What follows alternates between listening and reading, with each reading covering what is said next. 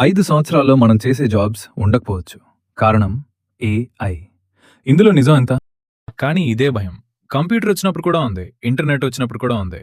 అప్పుడు జాబ్స్ పూర్తిగా పోలేదు. మారాయి అంతే. ఇప్పుడు ఏఐ ఎక్కువగా ఇంపాక్ట్ చూపేది రొటీన్ మరియు రిపీటెడ్ వర్క్ మీద. అయితే ఎటువంటి జాబ్స్ రిస్క్‌లో ఉంటాయి?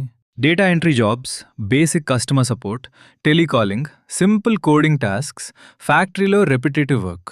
ఇటువంటి పనులు ఆటోమేషన్‌కి ఈజీ. కానీ క్రియేటివిటీ, లీడర్‌షిప్, స్ట్రాటజిక్ డెసిషన్స్ తీసుకునే రోల్స్ ఇవి ఇంకా మనుషుల దగ్గరే ఉన్నాయి. ఏఐ ఫాస్ట్‌గా పనిచేస్తుంది, కానీ డైరెక్షన్ మాత్రం మనమే ఇస్తాం. ఫిజికల్ వర్క్‌లో ఏఐ పూర్తిగా రీప్లేస్ చేయడం అంత ఈజీ కాదు. అక్కడ మనిషి శ్రమ, రియల్ టైమ్ జడ్జ్‌మెంట్ చాలా ముఖ్యం. ఫ్యూచర్‌లో గేమ్ సింపుల్.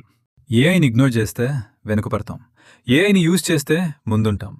ఏఐ కాదు, ఏఐ నేర్చుకున్న వ్యక్తే డిఫరెన్స్. కానీ అసలు ట్విస్ట్ ఇంకా ఉంది. ఏఐ వల్ల పూర్తిగా డిసపియర్ అవబోయే ఒక 5 జాబ్ కేటగిరీస్ ఉన్నాయి.